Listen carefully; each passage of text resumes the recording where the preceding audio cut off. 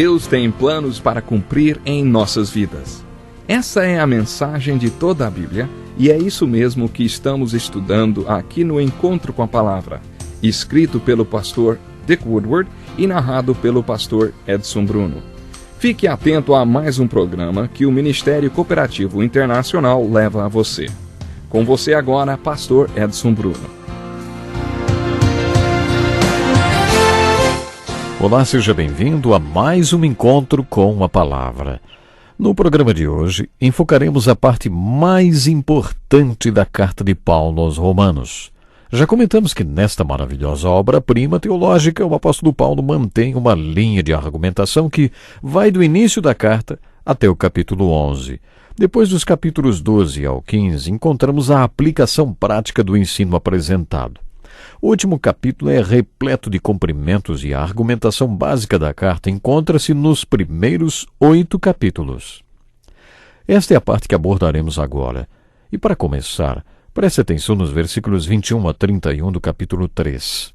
Diz assim: Mas agora se manifestou uma justiça que provém de Deus, independente da lei, da qual testemunham a lei e os profetas, justiça de Deus mediante a fé em Jesus Cristo, para todos os que creem. Não há distinção, pois todos pecaram e estão destituídos da glória de Deus, sendo justificados gratuitamente por sua graça, por meio da redenção que há em Cristo Jesus. Deus o ofereceu como sacrifício para propiciação mediante a fé, pelo seu sangue, demonstrando a sua justiça. Em sua tolerância, havia deixado impunes os pecados anteriormente cometidos, mas, no presente, demonstrou a sua justiça, a fim de ser justo e justificador daquele que tem fé em Jesus. Onde está, então, o motivo de vanglória? É excluído. Baseado em que princípio? No da obediência à lei? Não, mas no princípio da fé. Pois sustentamos que o homem é justificado pela fé, independentemente da obediência à lei. Deus é Deus apenas dos judeus? Ele não é também o Deus dos gentios? Sim, dos gentios também, visto que existe um só Deus, que pela fé justificará os circuncisos e os incircuncisos. Anulamos então a lei pela fé? De maneira nenhuma. Ao contrário, confirmamos a lei. Devemos nos lembrar que Paulo estava falando sobre a autoconfiança que os judeus tinham por causa da religião, posição e privilégios que usufruíam por serem judeus. Um desses privilégios é que a lei de Deus tinha sido entregue a eles. Na segunda parte do capítulo 2 e no capítulo 3, Paulo deixou claro que o fato de os oráculos de Deus, a própria palavra de Deus e a lei terem sido entregues a eles, não significava que eles eram salvos. Paulo deixou bem claro neste trecho da carta que o propósito da lei não era salvar ninguém, mas sim nos fazer enxergar que precisamos da salvação. Ou seja, a lei nos faz reconhecer que somos pecadores. A partir do versículo 21 do capítulo 3, Paulo mudou de assunto. Para alguns teólogos, o capítulo 4 deveria começar com este versículo. Como você já deve saber, a Bíblia só foi dividida em capítulos e versículos no século XIII. Portanto, quando Paulo escreveu a carta aos Romanos, ele não usou capítulos nem versículos. Essa divisão foi feita muito tempo depois e, para alguns teólogos, nem deveria ter sido feita, ou deveria ter sido feita de outra maneira.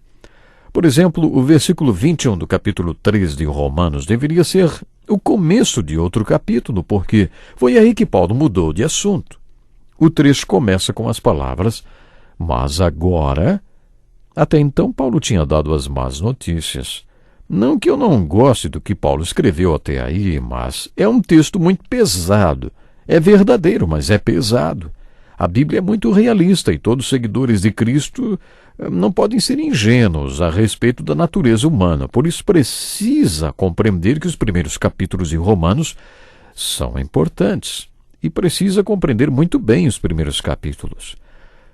Tenho certeza que quando conhecemos um pouco da natureza humana, concordamos com este trecho da carta aos Romanos e com o que Deus fez em relação a ela. A partir do capítulo 3, versículo 21, Paulo mudou de assunto com as palavras, mas agora... A palavra mas é muito importante. Você deve estar lembrado do estudo que fizemos do livro de Salmos quando mencionei que algumas pessoas dizem: o Senhor é meu pastor, mas tenho filhos adolescentes. Ou, o Senhor é meu pastor, mas estou doente. Ou ainda, o Senhor é meu pastor, mas perdi o emprego. O Senhor é meu pastor, mas eu tenho problemas. Precisamos usar a palavra mas com outro sentido. Tenho filhos adolescentes, mas o Senhor é o meu pastor. Perdi o emprego, mas o Senhor é o meu pastor. Tenho problemas, mas o Senhor é o meu pastor. Foi assim que Paulo usou a palavra mas. Mas agora a justiça de Deus foi manifestada independente da lei. Acompanhando a linha de pensamentos de Paulo, observamos que ele voltou ao assunto do capítulo 1, versículo 17. Você deve se lembrar que no versículo 14 deste mesmo capítulo, Paulo disse: sou devedor tanto a gregos como a bárbaros, tanto a sábios como a ignorantes. Por isso estou disposto a pregar o evangelho também para vocês. Não me envergonhe do evangelho, porque é o poder de Deus para a salvação de todo aquele que crê. E no versículo 17 afirmou: porque no Evangelho é revelada a justiça de Deus, uma justiça que do princípio ao fim é pela fé, como está escrito: o justo viverá pela fé. O assunto que Paulo iniciou no capítulo 1 é retomado no versículo 21 do capítulo 3.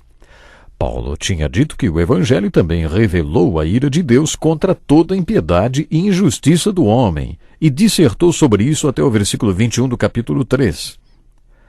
Parece até que a partir do versículo 18 do primeiro capítulo, um parêntese foi iniciado, que continuou até o versículo 21 do capítulo 3. No final do versículo 20 do capítulo 3, Paulo fechou este parêntese e voltou ao assunto que tinha começado no versículo 17 do capítulo 1. A justiça de Deus é revelada no Evangelho pela fé, de um grau de fé para um outro mais elevado. Esta fé vem de Deus. Este foi o assunto que Paulo iniciou no versículo 17. Os teólogos afirmam que Paulo gostava de abrir muitos parênteses quando escrevia. Às vezes ele abria um parêntese e se esquecia de fechar. É importante que tenhamos noção destes parênteses quando estudamos os escritos de Paulo. Por isso, preste atenção em tudo que foi escrito no versículo 18 do primeiro capítulo até o versículo 21 do capítulo 3. E depois retome o pensamento que foi interrompido no versículo 17 do capítulo 1 de Romanos. Porque no Evangelho é revelada a justiça de Deus, uma justiça que do princípio ao fim é pela fé. Como está escrito: o justo viverá pela fé. No versículo 21 do capítulo 3, Paulo volta a esse assunto. Mas agora se manifestou uma justiça que provém de Deus, independente da lei, da qual testemunham a lei e os profetas, justiça de Deus mediante a fé em Jesus Cristo para todos os que creem. No versículo 21, Paulo retomou o mesmo assunto, mas desta vez acrescentando que a justiça de Deus é revelada independentemente da lei, sendo testemunhada pela lei e pelos profetas, uma justiça que é pela fé em Jesus Cristo para todo aquele que crê. Esta é a mensagem central do livro de Romanos. O assunto explorado por Paulo na carta aos Romanos é referente à salvação que não se baseia em obras nem no cumprimento da lei. Ela não se baseia na circuncisão, nem no fato de se tratar ou não de judeus. Como já dissemos, ela não se baseia na posição nem nos privilégios consequentes de alguma religião, nem de boas obras de qualquer tipo. A salvação é um dom gratuito de Deus que recebemos através de Jesus Cristo. Você precisa de fé em Jesus para receber o dom da justiça. É sobre esta justiça que Paulo fala nesse trecho da carta. No trecho mais importante da carta aos Romanos, Paulo afirma que Deus é justo e diz o que Deus exige para que sejamos justos. Paulo também afirma que Deus condena a injustiça. Deus sabe de uma coisa: jamais poderíamos ser suficientemente justos para alcançar o seu padrão de justiça. Paulo conta o que Deus fez. Deus enviou o seu único filho ao mundo para morrer na cruz, a fim de que pudéssemos nos declarar justos. Quando Deus nos declara justos porque cremos no sacrifício de Jesus na cruz, a justiça é chamada de dom de justiça. É a justiça que vem da fé em Jesus, não a justiça pelas obras, nem pelo cumprimento da lei, nem por qualquer coisa parecida. O ponto mais importante desta argumentação de Paulo é repetida várias e várias vezes e refere-se à justiça. Paulo revelou o que Deus quer que façamos. Deus quer que tenhamos fé. Foi por isso que no capítulo 4 ele mencionou Abraão. Ele explicou o que quis dizer quando usou a palavra fé, porque é de um grau de fé para outro mais alto. Conforme Abacuque disse, o justo viverá pela fé. E para explicar o que ele quer dizer com isto, Paulo citou Abraão. Sempre que encontramos no Novo Testamento alguma citação de fé ou exortação para termos fé, o nome de Abraão é mencionado. Você não vai entender o que é fé se não conhecer a história de Abraão. Quando estudamos o Velho Testamento e o livro de Gênesis, então falamos de Abraão, sobre os altares que ele construiu e sobre as aparições que Deus lhe fez. Comentamos também que, num período de 25 anos, Deus apareceu 6 vezes para ele e que Abraão construiu 4 altares em resposta a estas aparições. Também comentamos que todas essas aparições e todos estes altares são de fé. E é por isso que no capítulo 4 Paulo enfoca este assunto. Deus quer que, no final, depois que você entender o que Paulo quis dizer, eu e você creiamos. O apóstolo João apresentou o seu evangelho desta forma. Em cada um dos capítulos ele respondeu às perguntas: quem é Jesus, o que é fé e o que é vida. Se você entender quem Jesus é e crer nisto, terá vida eterna. Por isso, em cada capítulo, João apresentou Jesus de uma maneira e expôs o que é fé. Ele ilustrou o que é fé e deu exemplos de fé. Ele fez isto para que compreendêssemos o que significa crer ou ter fé. Depois ele também apresentou o que é vida eterna. Esta qualidade de vida é chamada de vida eterna. No capítulo 4 de Romanos, Paulo tem a mesma intenção e, por isso, este capítulo é tão importante. Sabe que eu gostaria muito que você lesse o capítulo 4 de Romanos para entender melhor o que nós estamos estudando. Mas voltando ao que Paulo estava falando, ele afirmou que a justiça de Deus é revelada ou manifestada independentemente da lei e é testemunhada pela lei e pelos profetas. E é com muita alegria que Paulo nos leva a entender que tudo é revelado para nós, para você e para mim, através de Jesus Cristo. É por isso que constantemente nós estamos aqui falando sobre Jesus Cristo. É por isso que Paulo, na carta aos Romanos, apresenta o Senhor Jesus como o grande Senhor que pode justificar, perdoar, dar nova vida. Nós temos que ficar por aqui hoje, mas eu sei, você não vai perder o próximo programa. Deus lhe abençoe. Que lição importantíssima.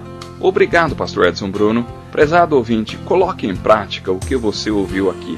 Sem dúvida, sua vida será grandemente abençoada. Este é um estudo escrito pelo Dr. Dick Woodward, na voz do pastor Edson Bruno. Escreva-nos e solicite o material. Nosso endereço é Encontro com a Palavra, Caixa Postal 2011, CEP 89201-970, Joinville, Santa Catarina. Até o nosso próximo Encontro com a Palavra.